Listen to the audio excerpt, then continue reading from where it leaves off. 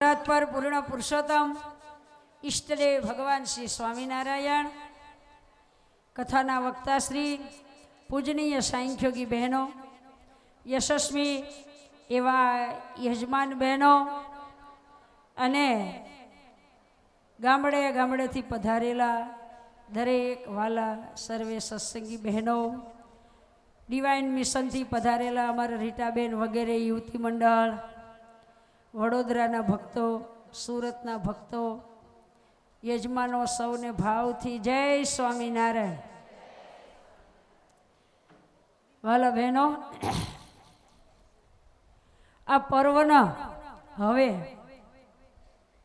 2 दिवस ज रह्यु छे, ख्याल छे ने तमने? थाकी गया छो तो वांधो नहीं, सारू सारू। आजे तो आत्मी महिला मंडळनी उजवणी पण छे। वाला बहनों सरस मजाना बाल प्रभुना लीला चरित्रोनी कथा आपणे सांभळीए छीए। गई काले मैं बात करी थी एम भूमानंद स्वामीए केवा केवा चरित्रों लख्या छे जे गाया ज करीए पार न आवे। 11 वर्षना महाराज थया पण केटला केटला चरित्रों अयोध्या ने छपैयामां कर्या छे। अने महाराजे कीधुं महाराजना बाल चरित्र में जेवी शांति है एवी एकेय कथा में नहीं। मुक्तान स्वामी ने कीधुं तुं कि महाराज अमने शांति थाय। मुक्तान स्वामी के बात करो ने कि महाराज केम छपैयाम जन्म्या अयोध्या में गया पछी बहु बाल लीला करीने पछी वन में गया पछी अमे सत्संग में आव्या ने आ मंदिरों कर्या। तो कि महाराज अमने ई तो बधी खबर ज छे, कंईक शांति थाय एवी बात करो। तो महाराजे फरी वखत एनी बात करी कि महाराज जी तो अमने बधी खबर है कई बीजी। महाराज एम कीधुं कि अमारा जे दिव्य बाळ चरित्रों छे एवी कथा तो कोई चमत्कारी नथी। तो एवा बाल प्रभुना चरित्रों आपणे आ पर्वना माध्यमथी ए रोज रोज नवा नवा संभाळीए छीए। अने महाराजे कीधुं कि चरित्रों संभाळवा अने मूर्ति रूपी जाळामां मनने गूंचवी मेलवुं। एवं वचनामृत में कीधुं छे कि संकल्प ही केवा करवा एक समन बीजो बीजो। महाराज आम करता आम घेले नावा जाता आम संतों ने पीरसता आम माणकी घोड़ी पर बेसी महाराज विचरण करता आवी दिव्य सभा करता। एवा जे जे चरित्रों महाराजे कर्या छे ते आपणे शास्त्रमांथी सांभळ्या होय। आवा लीला चरित्रोना फोटा आपणे जोया होय। ई महाराजनुं अखंड चितवन करवुं। महाराजे कीधुं अखंड वृत्ति महाराज में राखवी अने भगवाननु भजन करवा ज्यारे बेसे त्यारे ज भगवान में वृत्ति राखे। प्रथमनु 22मुं अने ज्यारे ऊभा थाय त्यारे जो भगवान में वृत्ति न राखे तो एनी कामकाज करता जो भगवान में वृत्ति न राखे तो एनी भजन करवा बेसे त्यारे पण वृत्ति भगवान में स्थिर थाय नहीं। माटे आपणे एनो अभ्यास करवो। जो दीकरा दीकरीओ भणता होय तो अभ्यास करे तो एने बधुं आवडे। अभ्यासथी बधुं थाय। महाराजे तो बहु अभ्यासना वचनामृतमां दृष्टांतो आप्या छे। तो कथानुं श्रवण करवुं पछी एनुं मनन करवुं शुं कथामां आव्युं ई। आ कथा खेंखेरीने जवानो नहीं। आपणा नंद संतो गामडे गामडे फरता खूब मुमुक्षुओने उपदेश देता। मानुभावानंद स्वामी गामड़ा फरता तेने ददुका गाम में गयेला अने त्याथी फरता फरता तरसाली गाम गया अने तरसाली थी पाछुं ददुका आवुं तो ते पहेला तो हालीने जवानुं। एक हरिभगत गाडू लईने मूकवा आव्या ते रस्तामां बळद मांदो पड्यो। ते बीजा संतो तो हालीने आव्या पण मानुभावानंद स्वामी वृद्ध एटले एणे कीधुं के फलाणा भाई हरिभगत ददुकामां छे एने कहेजो गाडू लई अने मने तेड़ी जाए हूँ मने पग दुखे छे तो हळवे हळवे हेल्यो आવું છું। बधाय संतो हालता हालता ददुका आव्या अने हरिभगतनुं नाम लईने स्वामीए कीधुं तेने कीधुं कि भाई मानुभावानंद स्वामी नो पग दुखे छे हलातुं नथी अने रस्तामां बळद मांदो पड्यो तो तमने स्वामीए कीधुं छे गाडू लई अने स्वामीनी हामा जाओ ने तेड़ी आओ। ए हरिभक्त मारे तो खेतर खेडवा जावुं छे मारे थोड़ी नवराय छे ते हूँ जाऊँ गाडू लई न गया ए वाड़ीए वही गया। स्वामी तो पग दुखे ते ढहड़ाता ढहड़ाता राते 9 वागे मंदिरे ददुका पहुंचा। पछी એટલે હરિભગતને બોલાવીને કે અરે ભલા માણા, અરે હું કેટલો રસ્તામાં હેરાન થયો, તે તું ગાડું લઈને મને તેડવા ન આવ્યો? અરે પણ સ્વામી મારે ખેતરમાં ખેડવા જવાનું હતું. અરે સ્વામી કે હું એટલો દુઃખી થયો ને ગાડું લઈને આવ્યો નહીં, તારે ખેતરમાં હું ધૂળ પાકે? હવે એમ મહારાજ બોલ્યા સ્વામીને મોઢે. સ્વામીથી એટલું બોલાઈ ગયું કે ભલા માણા, તું આવ્યો નહીં, હું રસ્તામાં હેરાન થયો, તારે ખેતરમાં શું ધૂળ પાકે? સંતો તો અઠવાડિયું સત્સંગ કરીને જતા રહ્યા, અને ખબર નહીં ચોમાસું આવ્યું ના ભાઈએ ખેતરમાં વાવ્યું તે ઉગ્યું જ નહીં. ઉગ્યું જ નહીં. દર વર્ષે ગમે તે વાવે પણ ઉગે નહીં. પહેલાં તો ખેતી સિવાય કોઈને કાંઈ ધંધો નહોતો. 3-4 વર્ષ વહી ગયા તો બહુ માથે દેવાદાર થઈ ગયો, બહુ ગરીબ થઈ ગયો. સંતો ગામડે ફરતા ફરતા પાછા 3-4 વર્ષે માનું ભાવાનંદ સ્વામી ત્યાં આવ્યા. ઓલા હરિભગત આવીને રડી પડ્યા કે સ્વામી મારા ખેતરમાં કાંઈ પાકતું નથી. સ્વામી કે કેમ, પાણી બાણી નથી? અરે સ્વામી 3-4 વર્ષ પહેલાં તમે આવ્યા તે નહોતા બોલ્યા કે તારા ખેતરમાં હું ધૂળ પાકે ગાડું લઈને? અરે સ્વામી કે મને તો ખબર નથી, હું તો ભૂલી ગયો. હું નથી બોલ્યો, કદાચ મારે મોઢે મહારાજ બોલ્યા હશે. પછી સ્વામીએ આશીર્વાદ દીધો, પ્રસાદીનું જળ છાંટ્યું ને એ વર્ષે એટલા ઘઉં થયા તે દેવામાંથી નીકળી ગયો ને હરિભગત ખૂબ સુખી થયા. આવા મહાન સંતો જેને મોઢે શ્રીજી મહારાજ બોલે, એટલે આવા તો હજારો સંતો અને એનો આ કરાવેલો સત્સંગ. વાલા બહેનો, આપણો સંપ્રદાય એટલે 2 પડાળીઓ સત્સંગ, અને આપણો સત્સંગ એટલે આ દિવ્ય સત્સંગ છે. તે સત્સંગના આપણે વારસદાર છીએ. અને આ બહેનોનું એક મહિલા સંસ્કાર કેન્દ્ર દર વર્ષે આપણે આવી કથા કરીએ છીએ.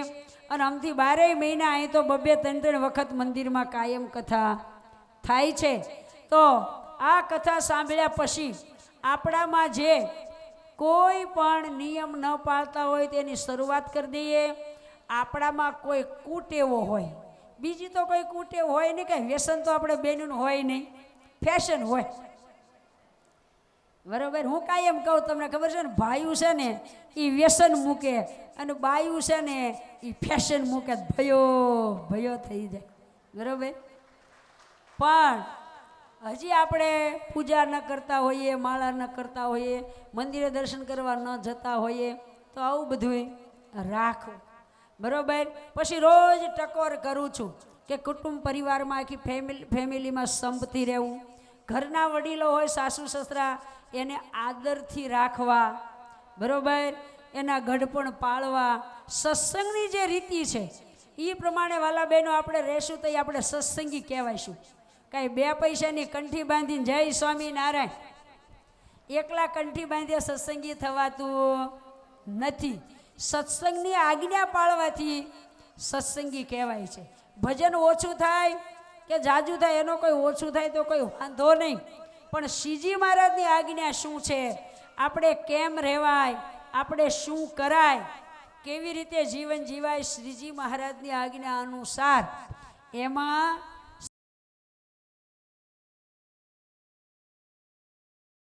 શ્રીજી મહારાજનો બહુ રાજીપો છે.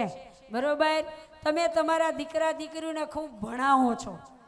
ગઈ વખતે આપણે રાત્રે એક દી પ્રોગ્રામ હતો તે દી મેં વાત કરી હતી કે જેટલી અત્યારે સમાજમાં યુવા પેઢીને શિક્ષણની જરૂર છે એટલી જ સારા સંસ્કારોની જરૂર છે.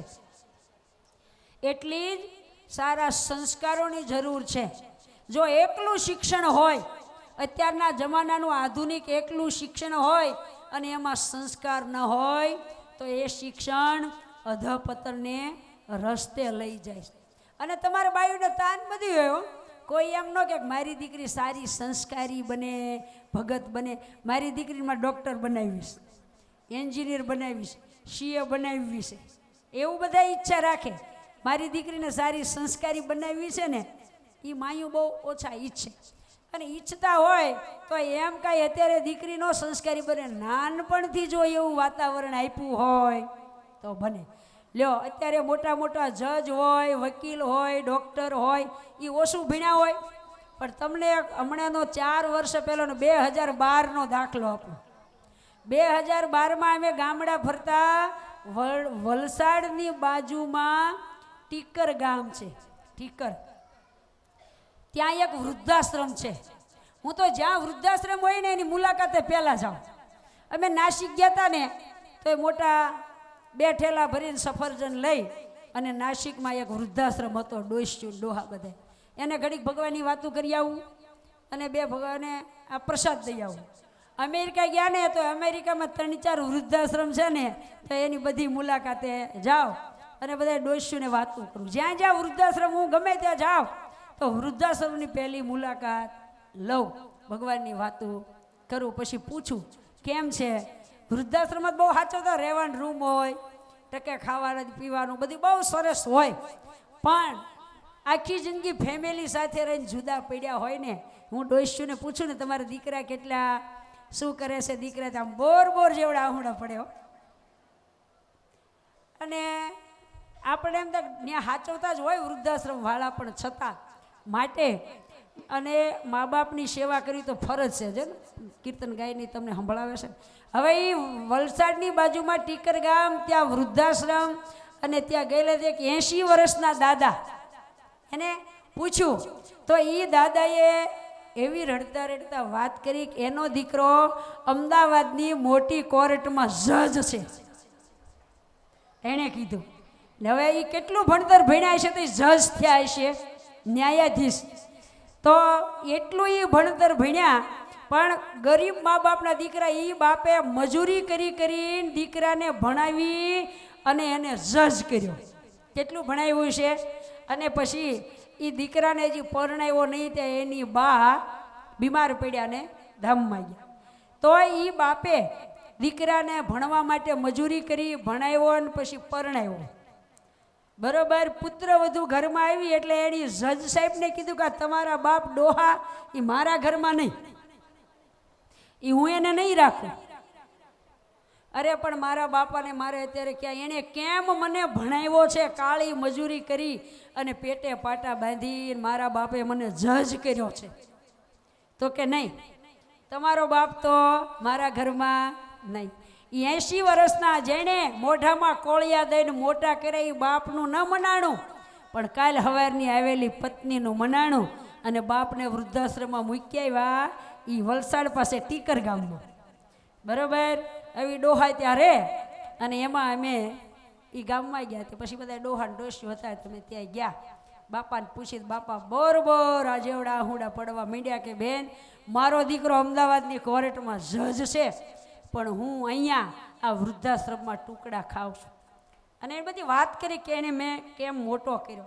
તો મારું તો એટલું જ કહેવાનું છે કે આટલું બધું શિક્ષણ આપણા દેશમાં છે. ભણીને ડૉક્ટરો થાય છે, ભણીને જજ થાય છે, ભણીને વકીલ થાય છે, પણ એની સાથે સંસ્કાર નથી ભળ્યા ને. તે આટલી આ શિક્ષણ આટલું જેણે પ્રાપ્ત, અભણ પ્રજા હોય તો ઠીક છે કે ભણેલા નથી ને અભણ છે એટલે મા બાપની સેવાનો એને મહિમા નથી. પણ શિક્ષણમાં જો આ શિક્ષણ ઓછું છે, જજનું શિક્ષણ ઓછું કહેવાય.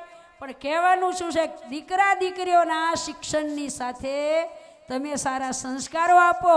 અને સારા સંસ્કારો દીકરીઓ માટે આ મહિલા સંસ્કાર કેન્દ્રો છે. અહીંયા દીકરીઓને સારા સંસ્કારો મળશે.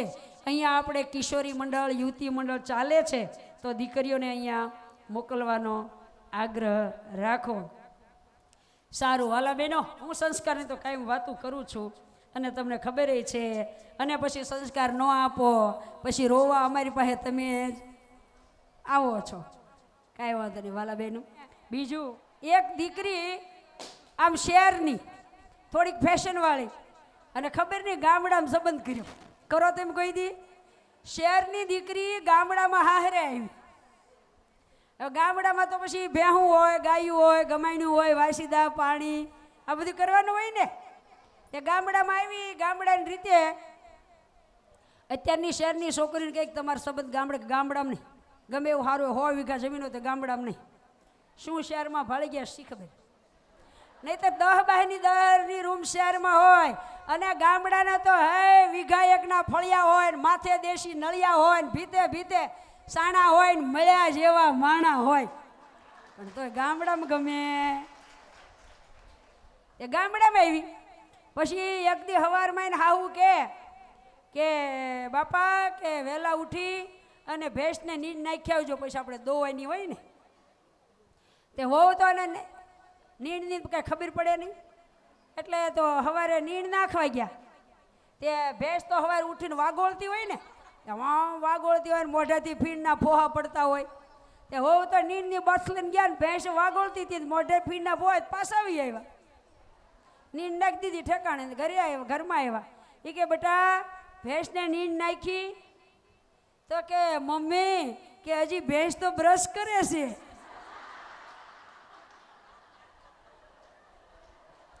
અરે કે ભેંસ બ્રશ કરે? હા કે મોઢામાંથી ફીણ પડે છે એમ કે બ્રશ કરે છે. બ્રશ કરી લે, કોગળા કરી લે, નાઈ લે, પછી નીંદ નાખું એમ. એટલે એ શેરની નથી કઈ ખબર ન હોય નીંદ ના નીંદ શું કહેવાય ને ગમે શું કહેવાય, બરોબર. પણ બધું શીખવું. સ્વામિનારાયણના સત્સંગી હાથ અંબોલ્યા એવા રાજકોટ ગુરુકુળના સંસ્થાપક શાસ્ત્રી સ્વામી કહેતા, હાથ અંબોલ્યા જેવા હોવા જોઈએ. હાથ અંબોલ્યા કોને કહેવાય? એને બધું આવડે. રસોઈ કરતા આવડે, ઘઉંની રોટલી આવડે, બાજરાના રોટલા આવડે, કીર્તન ગાતા આવડે, ધ્યાન કરતા આવડે, પૂજા કરતા આવડે, મંદિરમાં સેવા કરતા આવડે, વ્યવહાર સાચવતા આવડે, સત્સંગમાં જતા આવડે, એને હાથ અંબોલ્યા કહેવાય. અને સ્વામિનારાયણના સત્સંગીને એવું થવું પડે. ઓલો ખેડૂતને ખબર હોય બળદ હાથ અંબોલ્યો હોય ને, એ ગાડે જોડે તો હાલે, તરેલે જોડે તો હાલે, પગરમાંય હાલે, કોહે હાલે, હળે હાલે, બધે હાલે, ગીહલે હાલે, બરોબર. એમ શીખ્યા વગર કાંઈ આવડે નહીં. જો ને નીણ નાખવાનું શીખી નહોતી તે કેવું થયું, ભેંસ કોઈ દી ભાળી ન હોય, પણ શીખ્યા હોય ને એને બધી ખબર પડે. ખ્યાલ આવ્યો? એમ વાલા બહેનો, ભગવાનને રાજી કરવા માટે સત્સંગ શીખવો પડે. એમાં થોડુંક અનુભવ જોઈએ, કર્યા વગર કાંઈ થાય નહીં. માટે ભગવાનને રાજી કરવા માટે કંઈક કરવું પડે. આમ ઉપરથી કરી લે દેવ સોખાન મેલ માર શેડો એમ ન થાય હો. એમ તો ભાવ વગર તો તમારે બજારે જાઓ ને તો બટેકા રીંગણા લેવાય તો શું ભાવ? તો ભાવ વિના ભક્તિ ન થાય આરે સંસારમાં. માટે બહુ થોડુંક આમ નોલેજ રાખવું સત્સંગનું. આખી દુનિયાનું તો બહુ નોલેજ રાખે બધા હો. શીખવાનું શીખવું, પછી ન શીખવાનું હોય બહુ યાદ ન રાખવું, પણ ભગવાનની બાબતમાં તો બધું યાદ રાખવું. લેવા દીકરી મોટી થઈ ગયા, બેટા કાલ હવે તારે હારે જવું પડશે, તે રસોઈ કરતા શીખો. એ કે ના મમ્મી મારે મન એ ના ફાવે, તારે હારે જાય રસોઈ ન શીખવી પડે. એ કે હું તો પાકશાસ્ત્રીની ચોપડી લઈ જઈશ. અનુભવ વગર પાકશાસ્ત્રની ચોપડી તમને આવડે? પાક અનુભવ જોઈએ ને.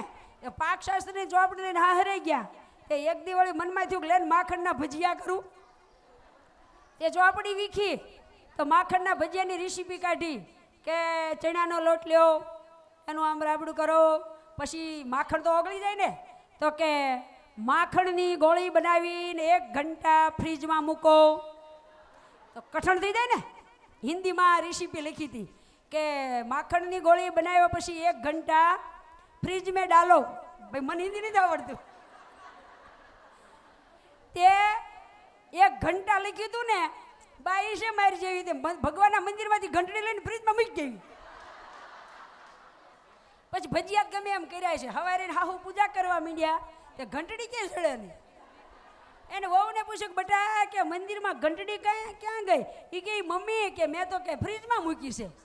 કે કા? કે મારા ભજીયાની રેસીપીમાં આવ્યું હતું કે 1 ઘંટા ફ્રીજમાં મૂકી. એ કે અકલ મઠી તારી માએ શીખડાયું છે કે નહીં? ઘંટડી નહીં, ઓલી ગોળી 1 ઘંટા એટલે 1 કલાક. માટે શીખ્યા વગર કાંઈ આવડે. માટે સત્સંગ શીખજો, ભજન શીખજો, અને કોકની અદેખા ઈર્ષા નિંદા રાગ દ્વેષ કરતા હોય તો મૂકજો, અને મહારાજ રાજી થાય એવું શીખજો. દરેક બાલિકાને દર રવિવારે મંડળમાં મૂકજો, હોવારોને યુવતી મંડળમાં જોડજો, તો સારા સંસ્કારી બને. સારું લ્યો, અસ્તુ. જય સ્વામિનારાયણ.